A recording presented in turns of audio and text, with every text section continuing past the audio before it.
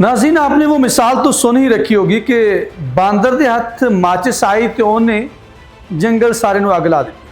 तो क्रिकेट के साथ भी कुछ ऐसा ही होने जा रहा है। जब से जय शाह साहब आए हैं, आईसीसी के वो चेयरमैन बने हैं, उसके बाद उन्होंने वो माचिस उनके हाथ में आ गई है। मैं बंदर उनको नहीं कह रहा, मैं बेसिकली आपको बताना चाह रहा हूँ कि अगर ऐसे लोगों के हाथ में कोई भी चीज़ आ जाएगी तो वो इससे तबाही मचा देंगे, बल्कि उस मुआशरे, उस महकमे, उस फील्ड, उस खेल का जो है ना वो सत्यानाश कर देंगे। मेरा कहने का मकसद ये था। तो जय शाह साहब जब आए हैं तो उन्होंने इंडिया यूँ समझा कि क्रिकेट है ही हमारी, और इसके ऊपर तो वैसे भी मैं आपको मिसालें भी दूंगा कि किस तरह से आईसीसी जो है वो बीसीसीआई के, भारतीय क्रिकेट बोर्ड के हाथों जो है वो पूरी तरह जो है ना वो यूँ कह लें कि उनकी कठपुतली बन चुकी है। तो हुआ कुछ यूँ है कि अब उन्होंने एक और गेम डाली है भारतीय क्रिकेट बोर्ड और आईसीसी ने मिलकर, क्योंकि आईसीसी भी अब उनकी है ना, जय शाह के हाथ में आई हुई ना माचिस। तो उन्होंने क्या किया है कि आपने पहले एक दफ़ा एक शोर हुआ था बिग थ्री का, कि जो बिग थ्री में ऑस्ट्रेलिया, इंग्लैंड और इंडिया को रखा गया था।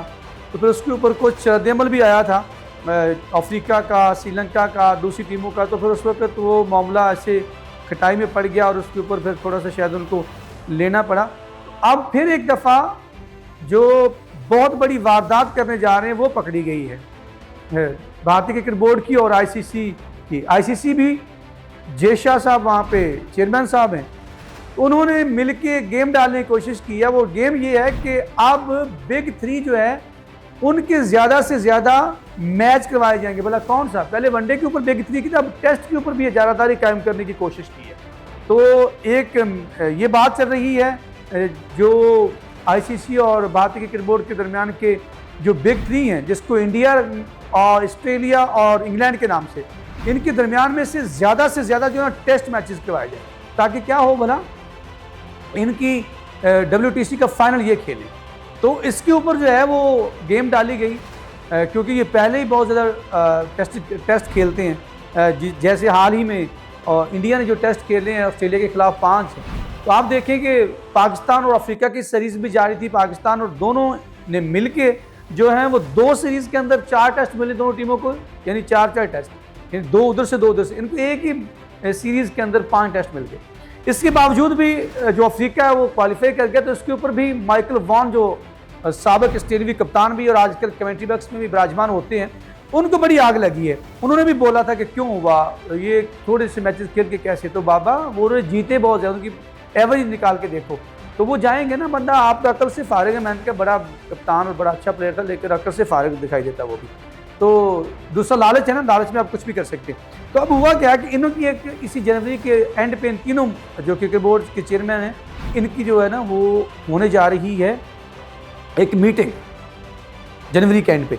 तो उसमें ये फैसला करना है कि इंग्लैंड के चेयरमैन जो है बैनर हार्ड है, और इंग्लैंड बोर्ड के दूसरे ऑस्ट्रेलिया क्रिकेट बोर्ड के जो चेयरमैन हैं वो हैं बेयर्ड, और इंग्लैंड बोर्ड के चेयरमैन जो रिचर्ड थॉम्पसन है।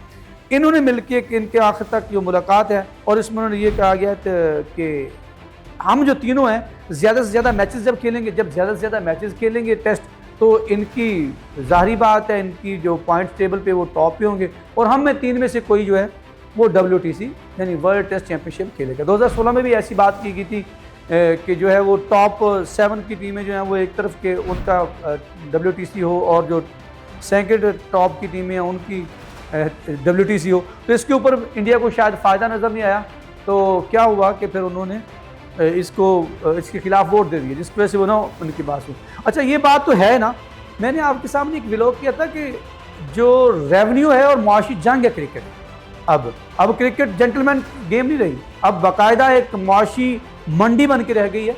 और उस मुआशी मंडी में हर शख्स जो है वो अपना ज़्यादा से ज़्यादा हिस्सा हासिल करना चाहता है। तो इसके अंदर कंपनीज़ का बड़ा किरदार है। जैसे मैंने आपको कहा था कि वर्ल्ड कप के अंदर जब 2007 में इंडिया बाहर हुआ था, तो फिर पाकिस्तान इंडिया को उसके बाद कैसे एक ही ग्रुप में रखना शुरू कर दिया, उससे रेवेन्यू बहुत ज़्यादा जनरेट होता है। तो आपको बताते इसी तरह ये हम आपको बता रहे हैं कि इसके अंदर ब्रॉडकास्टर जो हैं वो भी इसी बात पे राज़ी हैं, इन्हीं के ओ ख्वाजेदा डड्डू गुआ है ना, ये मिसाल भी आपने सुनी होगी कि इनकी हाँ में हाँ जो ब्रॉडकास्टर्स मिला, जो इनकी हाँ में हाँ मिला देते हैं, उसकी वजह क्या है उनका भी बहुत अरबों खरबों का जो है वो इससे बिजनेस करते हैं। मैंने आपको बताया था कि 2007 के वर्ल्ड कप में जब बाहर हुआ तो सोनी का जो उन्होंने एक इश्तिहार चलाया था इंडिया टीम का। जब इंडिया टीम बाहर हुई तो उनको कितने करोड़ का 3.5 करोड़ से ज़्यादा का नुकसान हुआ।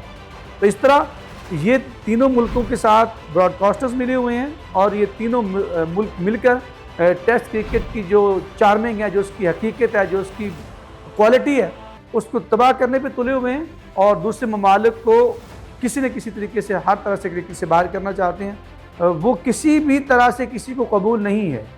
उसकी वजह क्या है कि आप सभी को बराबर के मौके दें और उसके बाद ये मैदान और ये घोड़ा जो निकलता है आगे निकल जाए, जो नहीं है तो ये बड़ी वारदात हमने पकड़ी है, आपके सामने लेकर आए हैं। और देखिएगा किसी जनवरी के एंड पे जो है वो एक मीटिंग होगी इन तीनों ऑस्ट्रेलिया, इंग्लैंड और आईसीसी भारतीय क्रिकेट बोर्ड के दरमियान, जिसमें आईसीसी बैक पे जिसे कहते हैं कि वो सारी इनके तीनों जो बोर्ड से अलाकार होंगे और बिहाइंड द स्क्रीन वो सारा काम करेगी तो रेवेन्यू इकट्ठा करने के लिए। तो ऐसा कुछ इंशाल्लाह मुझे उम्मीद है कि नहीं कि होने देगी। दूसरी टीम जो ममालिक हैं वो भी इस पर आवाज़ उठाएंगे। हमने अपनी आवाज़ उठाई है। आपको ये फैसला कैसा लगता है? हमारा कमेंट सेक्शन आपके लिए है, वहाँ पे जाके अपनी राय का इजहार कीजिए। हमें आपके फीडबैक का इंतज़ार रहेगा।